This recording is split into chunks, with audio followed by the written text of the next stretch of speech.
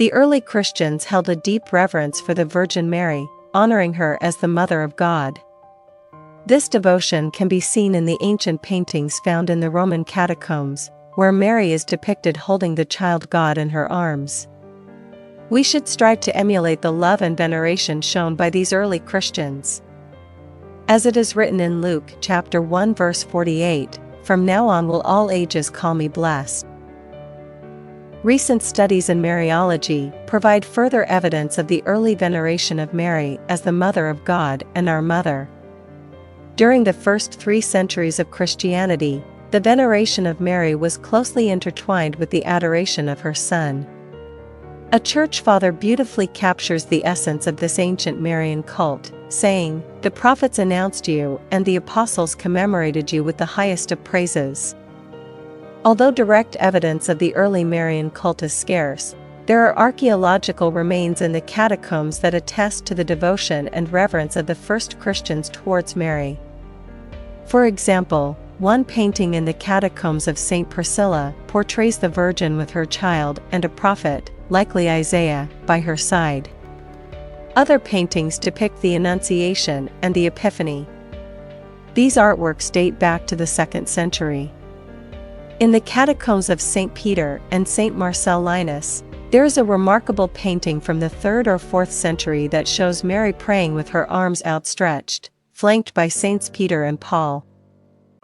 One remarkable display of devotion to Mary is the prayer sub Tuum Praesidium, or "We fly to thy patronage," which dates back to the 3rd or 4th century, showcasing Mary's intercession.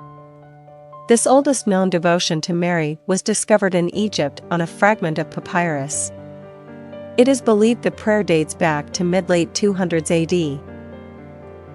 The prayer follows: "We fly to your patronage, O Holy Mother of God, despise not our petitions and our necessities, but deliver us always from all dangers, O glorious and blessed Virgin."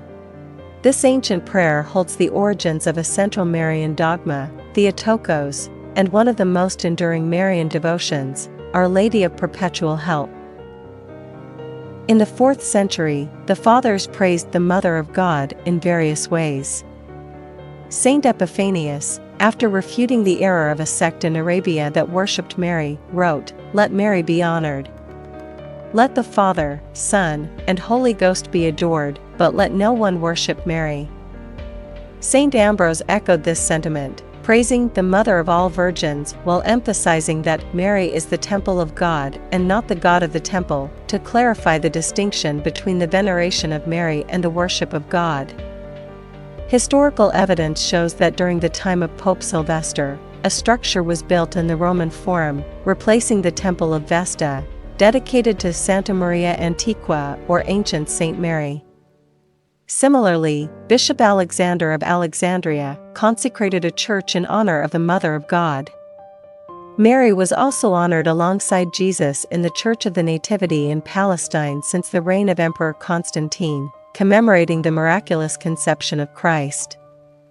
Ancient texts from 225 AD used in liturgical celebrations of the Eucharist mention the reverence for Mary, particularly during feasts related to the Incarnation, Nativity, Epiphany, and other events in the life of Jesus. By 380 AD, the first Marian feast, known as Memory of the Mother of God, Feast of the Most Holy Virgin, or Feast of the Glorious Mother, was established.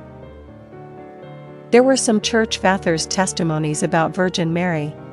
Saint Ignatius of Antioch, died c. 110, was the first church father to write about Mary. He defended the humanity of Christ against the Docetists by emphasizing Jesus' lineage to David through Mary. Saint Ignatius highlighted the virginal conception of Jesus, a mystery shrouded in the silence of God. In his work Dialogue with Trypho, Saint Justin, died c. 167, stressed the human nature of Jesus and Mary's maternity over him. Drawing parallels between Eve and Mary from Genesis 3 verse 15, Saint Justin incorporated this perspective into his theology, laying the foundation for later church fathers' Marian reflections.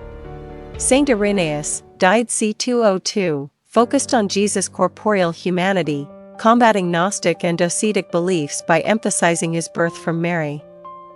He linked Mary's motherhood to Christ's redemptive work, highlighting her role in the salvation of all men. Tertullian, died c. 222, a North African father, affirmed Mary's motherhood of Christ during his dispute with the Gnostic Marian, emphasizing Jesus' conception in Mary's womb. During the 3rd century, the use of the Greek term Theotokos, meaning Mother of God, became more widespread. Origen was the first to use this title for Mary. The title appeared in the prayer sub Tuum Praesidium, which is the oldest known prayer dedicated to Mary. In the 4th century, Bishop Alexander of Alexandria included this title in his Confession of Faith to oppose the teachings of Arius. From then on, the title gained universal acceptance, and many holy fathers such as Saint Ephrem, Saint Athanasius, Saint Basil, Saint Gregory of Nyssa, Saint Gregory of Nazianzus, Street, Ambrose, Saint Augustine, and Proclus of Constantinople reflected on and studied the truth that Mary is the Mother of God. As a result, Mother of God became the most commonly used title for Mary. The truth of Mary's divine maternity was officially declared as a dogma of the Church in the Council of Ephesus in 431 AD. The significance of Mary's role in history would be incomplete without acknowledging her exceptional nature. Her exceptional qualities are intertwined with her sanctity and are referred to as her privileges. These privileges are based on her divine motherhood and her collaboration in the redemption of humanity. In truth, these privileges are divine gifts, bestowed upon her to fulfill her extraordinary and universal mission. The existence of these privileges is not a mere theological opinion or an unnecessary doctrine. They are essential in upholding the integrity of the Christian faith. Throughout history, various saints and theologians have written about the virginity of Mary. Saint Ignatius, Saint Justin, Saint Irenaeus, and Tertullian were among those who discussed this topic. In Egypt, Origen defended the perpetual virginity of Mary, viewing her as a model and helper for Christians. The term epithenos was introduced by Saint Epiphanius in the 4th century, later proclaimed as a dogma of the Church by the Second Council of Constantinople. As the belief in the perpetual virginity of Mary spread, the emphasis on her absolute holiness also grew. While some initially considered the possibility of Mary having imperfections, many saints like Saint Irenaeus, Tertullian, Origen, and others believed in her sinlessness. After the Council of Ephesus in 431 AD, the privilege of absolute holiness was further recognized, with Mary being referred to as most holy or Panagia in Greek. From the 4th century onwards, discussions on Mary's other privileges, such as her dormition, assumption, preservation from sin, role as mediatrix, and queenship, gained prominence.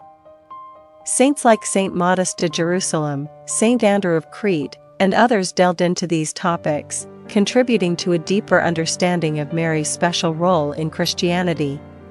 As we conclude our journey through the early Church's devotion to the Virgin Mary, we are reminded of the profound reverence and love that early Christians held for her. From the ancient paintings in the Roman catacombs to the early prayers like sub Tuum Praesidium, Mary's role as the Mother of God was firmly established and deeply venerated. This devotion, intertwined with the adoration of her Son, reflects a tradition that has been nurtured and cherished throughout centuries. By emulating the early Christians' veneration, we continue to honor Mary, acknowledging her exceptional nature and her pivotal role in the history of salvation.